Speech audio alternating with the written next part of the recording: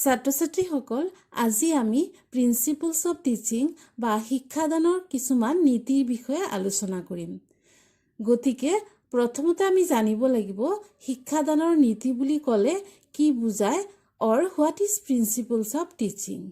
ছাত্ৰ-ছাত্ৰীসকল, আমাৰ প্ৰত্যেকৰে জীৱনৰ কিছুমান নীতি বা আদৰ্শ থাকে। এই নীতি বা আদৰ্শবোৰে আমাক জীৱনত ভালদৰে আগবাঢ়ি যোৱাত সহায় কৰে। ঠিক তেনেদৰে শিক্ষাদান প্ৰক্ৰিয়াৰো কিছুমান নিৰ্দিষ্ট নীতি বা প্ৰিন্সিপলছ থাকে। এই নীতিবোৰে শিক্ষকসকলক ভালদৰে অৰ্থাৎ ছাত্ৰ-ছাত্ৰীয়ে বুজি পোৱাকৈ শিক্ষাদান কৰাত সহায় কৰে। সেয়ে প্ৰতিজন শিক্ষকেই শিক্ষাদানৰ এই নীতি বা প্ৰিন্সিপলছবোৰ অনুসৰণ কৰি শিক্ষাদান কৰা উচিত। আজি আমি শিক্ষাদানৰ এই নীতিসমূহৰ বিষয়ে আলোচনা কৰিম। আশা কৰিছোঁ তোমালোকে মনোযোগেৰে শুনিবা। শিক্ষাদানৰ নীতিসমূহক প্ৰধানকৈ দুটা ভাগত ভাগ কৰা হৈছে। এটা ভাগত আছে শিক্ষাদানৰ কিছুমান সাধাৰণ নীতি আৰু আনটো ভাগত আছে শিক্ষাদানৰ কিছুমান মনোবৈজ্ঞানিক নীতি। There are two types of principles of teaching. One is general principles of teaching and the another is psychological principles of teaching. আজিৰ ভিডিঅ'টোত মই শিক্ষাদানৰ সাধাৰণ নীতিৰ বিষয়ে আলোচনা কৰিম। গতিকে মই আৰম্ভ কৰিবলৈ লৈছোঁ। শিক্ষাদানৰ সাধাৰণ নীতিসমূহৰ ভিতৰত প্ৰথম নীতিটো হৈছে পূৰ্ব পৰিকল্পনাৰ নীতি বা principles of pre planning. Pre planning বা পূৰ্ব পৰিকল্পনা হৈছে শিক্ষাদানৰ মূল চাবিকাঠি। পূৰ্ব পৰিকল্পনাৰ অবিহনে এজন শিক্ষকে কেতিয়াও ভালদৰে শিক্ষাদান কৰিব নোৱাৰে। এজন শিক্ষকে শিক্ষাদান কৰাৰ বাবে আগতীয়াকৈ এটি পৰিকল্পনা প্ৰস্তুত কৰি লোৱা উচিত। অৰ্থাৎ শিক্ষকজনে কি পঢ়াব, কোনটো লেচনৰ কি ইউনিট পঢ়াব, কি পদ্ধতিৰে পঢ়াব, বক্তৃতা দিব নে অন্য কিবা মেথড গ্ৰহণ কৰিব, আৰু যিটো বিষয় তেওঁ শিক্ষাদান কৰিব সেই বিষয়টোক সহজ কৰি তুলিবৰ বাবে তেওঁ কি কি সঁজুলিৰ ব্যৱহাৰ কৰিব, সেই বিষয়ে শিক্ষকজনৰ মনত বা লিখিত ৰূপত এটা পৰিকল্পনা থকা উচিত। যদি তেওঁ 1 ঘণ্টা সময় ক্লাছ কৰিব তেনেহ'লে সেই 1 ঘণ্টা সময় শ্ৰেণী কোঠাত তেওঁ কেনেদৰে পাৰ কৰিব সেই বিষয়েও আগতীয়াকৈ এটি পৰিকল্পনা থকা উচিত। পৰিকল্পনাবিহীনভাৱে শিক্ষাদান কৰিলে এজন শিক্ষকে কেতিয়াও শিক্ষাদান কাৰ্যত সফল হ'ব নোৱাৰে। শিক্ষাদানৰ দ্বিতীয় নীতিটো হৈছে গণতান্ত্ৰিক নীতি বা ডেম'ক্ৰেটিক প্ৰিন্সিপল অফ টিচিং। এজন শিক্ষকে সকলো ছাত্ৰ-ছাত্ৰীক গণতান্ত্ৰিক পদ্ধতিৰে বা আদৰ্শেৰে শিক্ষাদান কৰা উচিত। গণতান্ত্ৰিক আদৰ্শ বা পদ্ধতিৰ অৰ্থ হ'ল য'ত সকলোৱে সমান। অৰ্থাৎ এজন শিক্ষকে সকলো ছাত্ৰ-ছাত্ৰীক সমদৃষ্টিৰে চোৱা উচিত বা সমান গুৰুত্ব দিয়া উচিত। এটি শ্ৰেণীকোঠাত বিভিন্ন বুদ্ধিমত্তাৰ ছাত্ৰ-ছাত্ৰী থাকে। কিছু সংখ্যক ছাত্ৰ-ছাত্ৰীয়ে পৰীক্ষাত প্ৰথম স্থান, দ্বিতীয় স্থান আৰু তৃতীয় স্থান লাভ কৰে। আন কিছু সংখ্যক ছাত্ৰ-ছাত্ৰীয়ে যেনে তেনে পৰীক্ষাত 5 মাৰ্কছে লাভ কৰে। গতিকে কম মাৰ্কছ পোৱাৰ বাবে এজন শিক্ষকে কেতিয়াও ছাত্ৰ-ছাত্ৰীক অৱহেলা কৰা উচিত নহয়। বৰঞ্চ কম নম্বৰ পোৱা ছাত্ৰ-ছাত্ৰীক অধিক গুৰুত্ব দিয়াহে উচিত। কাৰণ যদি কিছু সংখ্যক ছাত্ৰ-ছাত্ৰীয়ে পৰীক্ষাত কম মাৰ্কছ পোৱাৰ বাবে বা অন্য কিবা কাৰণত শিক্ষকৰ অৱহেলাৰ পাত্ৰ হয় বা শিক্ষকৰ মৰমৰ পৰা বঞ্চিত হয় তেনেহ'লে সেইসকল ছাত্ৰ-ছাত্ৰী মানসিকভাৱে কষ্ট পায় আৰু তেওঁলোকৰ আত্মবিশ্বাস কমি আহে আৰু জীৱনৰ কোনো ক্ষেত্ৰতে কোনোদিন আগবাঢ়িব নোৱাৰে। সেয়ে এজন শিক্ষকে শ্ৰেণীকোঠাত সকলো ছাত্ৰ-ছাত্ৰীকে সমান গুৰুত্ব দিয়া উচিত। তৃতীয় নীতিটো হৈছে পূৰ্ব জ্ঞানৰ নীতি বা প্ৰিন্সিপল অফ পাষ্ট এক্সপিৰিয়েঞ্চেছ। এজন শিক্ষকে শিক্ষাদান কৰাৰ পূৰ্বে ছাত্ৰ-ছাত্ৰীৰ পূৰ্ব জ্ঞানৰ পৰীক্ষা কৰা উচিত। পূৰ্ব জ্ঞানৰ অৰ্থ হৈছে যি বিষয়ত শিক্ষক এজনে শিক্ষাদান কৰিব সেই বিষয়টো সম্পৰ্কে ছাত্ৰ-ছাত্ৰীয়ে আগতীয়াকৈ কি জানে বা কিমান জানে, অৰ্থাৎ পূৰ্বৰ জ্ঞান কিমান আছে।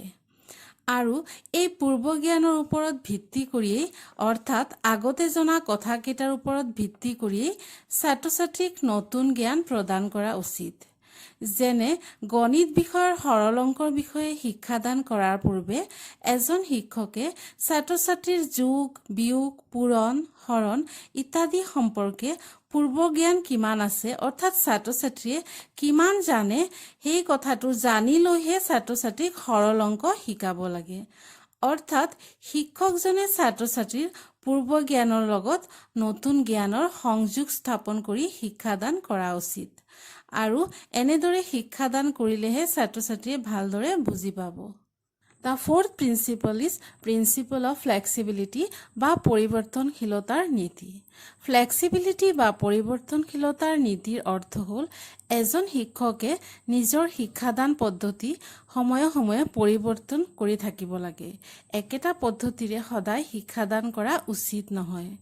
কাৰণ কেৱল বক্তৃতা বা লেকচাৰ মেথডেৰে শিক্ষাদান কৰি থাকিলে ছাত্ৰ ছাত্ৰীৰ বাবে হয়তো শ্ৰেণীকোঠাত শিক্ষা লাভ কৰাটো আমনিদায়ক হৈ উঠিব পাৰে। সেয়ে শিক্ষকে নিজৰ টিচিং ষ্টাইল বা শিক্ষাদানৰ পদ্ধতি পৰিৱৰ্তন কৰি থাকিব লাগে। কেতিয়াবা কিছুমান বিষয়তেও ডিছকাশ্যন মেথড অৰ্থাৎ আলোচনা পদ্ধতিৰে, আন কিছুমান বিষয় কৰ্মভিত্তিক পদ্ধতি বা এক্টিভিটি মেথডেৰে আৰু আন কিছুমান বিষয় সমস্যা সমাধান পদ্ধতি বা প্ৰব্লেম সলভিং মেথডেৰে শিকাব পাৰে। শিক্ষকগৰাকীয়ে নিজৰ ওপৰতে এক্সপেৰিমেণ্ট অৰ্থাৎ পৰীক্ষা নিৰীক্ষা কৰি চাব লাগে যে কি পদ্ধতিৰে ছাত্ৰ ছাত্ৰীক পঢ়াব পাৰি আৰু কোনটো ষ্টাইলত শিক্ষাদান কৰিলে ছাত্ৰ ছাত্ৰীয়ে ভালদৰে বুজি পায় আৰু অধিক মনোযোগ দিয়ে আৰু সেইমতে ছাত্ৰ ছাত্ৰীক শিক্ষাদান কৰা উচিত। The next principle is principle of individual differences ব্যক্তিগত বৈষম্যৰ নীতি। এটি শ্ৰেণীকোঠাত বহু সংখ্যক ছাত্ৰ ছাত্ৰী থাকে, কিন্তু সকলো ছাত্ৰ ছাত্ৰী একেই নহয়। সকলো ছাত্ৰ ছাত্ৰীৰ বুদ্ধি বা জ্ঞান লাভৰ দক্ষতা একেই নহয়। সকলো ছাত্ৰ ছাত্ৰীৰ ৰুচি অভিৰুচিও একেই নহয়। কিছু সংখ্যক ছাত্ৰ ছাত্ৰীয়ে কিছুমান বিষয় অতি সহজতে অৰ্থাৎ এবাৰ বুজালেই বুজি পায় আৰু আন কিছু সংখ্যক ছাত্ৰ ছাত্ৰীয়ে বুজি উঠাত অলপ সময় লয়। গতিকে শিক্ষকজনে সকলো ছাত্ৰ ছাত্ৰীৰ মানসিক দক্ষতা যে একেই নহয় সেই কথাটো মনত ৰাখিব লাগিব। শিক্ষকগৰাকীয়ে ছাত্ৰ ছাত্ৰীৰ মাজৰ এই ব্যক্তিগত পাৰ্থক্যবোৰৰ প্ৰতি দৃষ্টি ৰাখি শিক্ষাদান কৰিব লাগিব। শ্ৰেণীকোঠাত যিকোনো বিষয় এটা এবাৰ বুজালে হয়তো শ্ৰেণীকোঠাটোৰ 50% বা 60% ছাত্ৰ ছাত্ৰীয়ে বুজি পায়। গতিকে বাকী থকা 50% বা 40% ছাত্ৰ ছাত্ৰীক আৰু এবাৰ বা তাতোতকৈ অধিকবাৰ শিক্ষাদানৰ বাবে শিক্ষকজন প্ৰস্তুত থাকিব লাগিব। শিক্ষাদানৰ আন এটি নীতি হৈছে শিক্ষাৰ্থী কেন্দ্ৰিক নীতি বা student centric principle of teaching. পুৰণি কালৰ শিক্ষা ব্যৱস্থা আছিল শিক্ষক কেন্দ্ৰিক শিক্ষা ব্যৱস্থা, অৰ্থাৎ শ্ৰেণীকোঠাত শিক্ষকজনেই আছিল প্ৰধান, সকলো কথা আৰু কাম শিক্ষকৰ মতেই হৈছিল। কিন্তু বৰ্তমান যুগৰ শিক্ষা ব্যৱস্থাত ছাত্ৰ ছাত্ৰীয়ে হৈছে প্ৰধান। বৰ্তমান যুগৰ শিক্ষা ব্যৱস্থাত ছাত্ৰ ছাত্ৰীক কেন্দ্ৰ কৰি শিক্ষা প্ৰদান কৰা হয়, অৰ্থাৎ ছাত্ৰ ছাত্ৰীয়ে ভাল পোৱা ধৰণেৰে শিক্ষা প্ৰদান কৰা হয়। বৰ্তমান যুগৰ শ্ৰেণীকোঠাত ছাত্ৰ ছাত্ৰীক নিজৰ মতামত প্ৰকাশ কৰাৰ বা প্ৰশ্ন কৰাৰ সম্পূৰ্ণ সুযোগ দিয়া হয়।